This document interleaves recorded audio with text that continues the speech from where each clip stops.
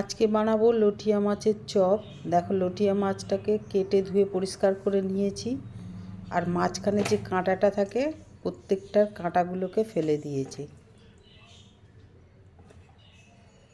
এবার এতে মাখাবো লেবুর রস দেব। লেবুর রস দিয়ে ভালো করে একটু মাখিয়ে নেব।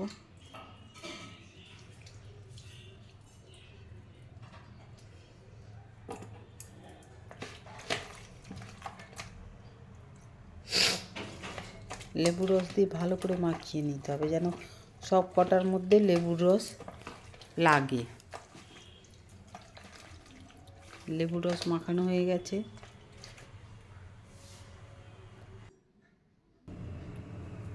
এবার এর মধ্যে দেবো নুন, পরিমাণ মতো নুন দিতে হবে। নুন দিয়ে ভালো করে আবার একটু মাখিয়ে নিতে হবে।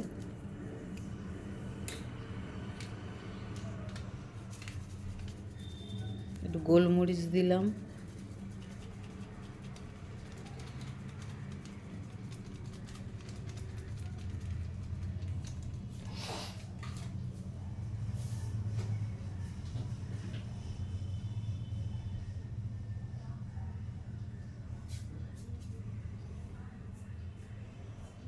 আদা রসুনের পেস্ট দিয়ে এবার ভালো করে এগুলোকে মাখিয়ে নিতে হবে।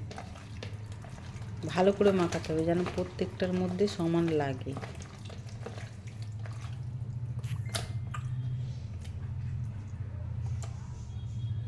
নিয়ে এরকম করে সুন্দর করে পাট পাট করে এটাকে রেখে দিতে হবে 1 ঘন্টার মতন।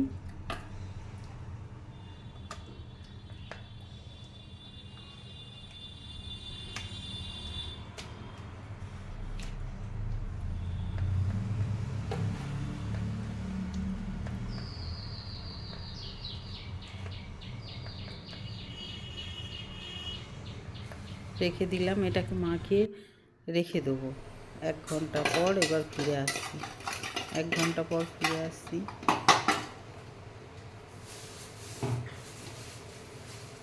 এর মধ্যে আছে গোলমরিচ আর নুন।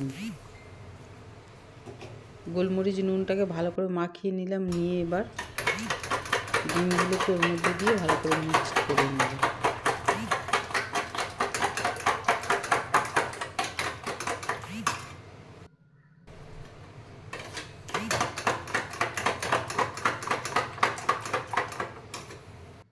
ডিম, গোলমরিচ আর নুন ভালো করে মিক্সড করে নিয়েছি।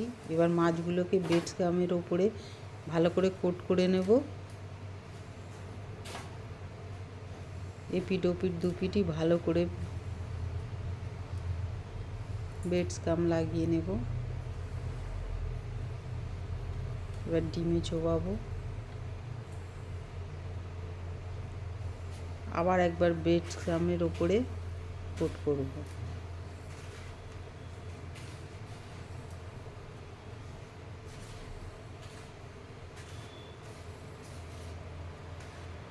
একটু ভালো করে লাগাতে হবে, নাহলে লটিয়া মাছ তো খুব নরম মাছ, ভেঙে যাবে।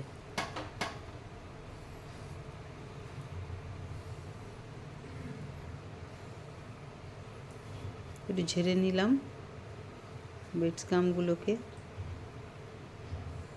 এরকম করে প্রত্যেকটাকে সেমভাবে করে নেব।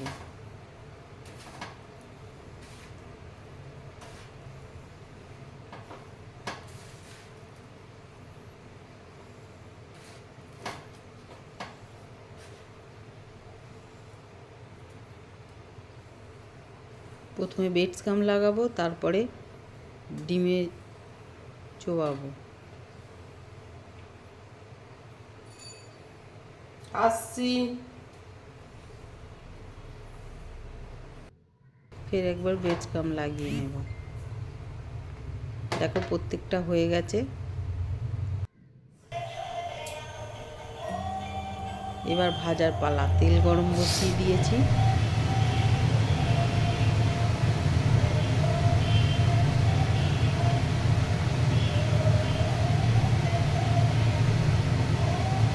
তেল গরম হয়ে গেছে, চেক করে নিলাম তেলটা গরম হয়েছে।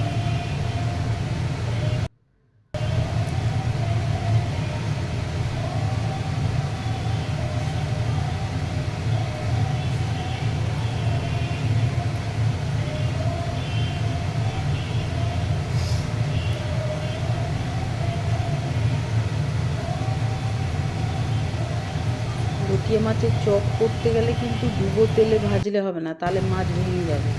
একটু কম তেল দিয়ে ভাজতে হবে, দিতে হবে তেল, তবে একটু কম তেল দিয়ে ভাজতে হবে।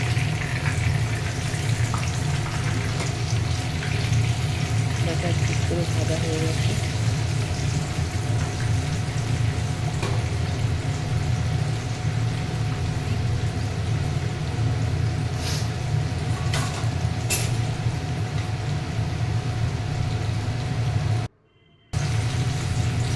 একদম লাল লাল করে ভেজে নিতে হবে, যাতে ভিতরে পর্যন্ত ভাজাটা হয়।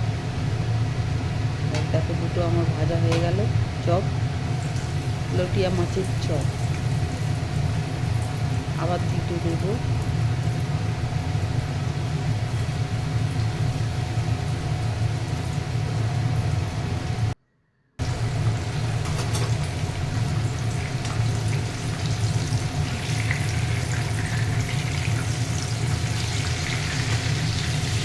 ঠিক করে ভাজা হয়ে গেছে, আবার অন্যদিকে ঘুরিয়ে দেবো, দিয়ে অন্য দিকটাও ভালো করে লাল লাল করে ভেজে নেব।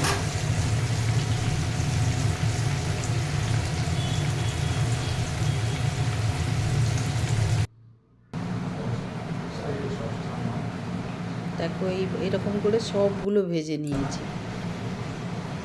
সবগুলো হয়ে গেছে, প্লেট সাজিয়ে দিয়েছি। দেখো প্লেটিং হয়ে গেছে।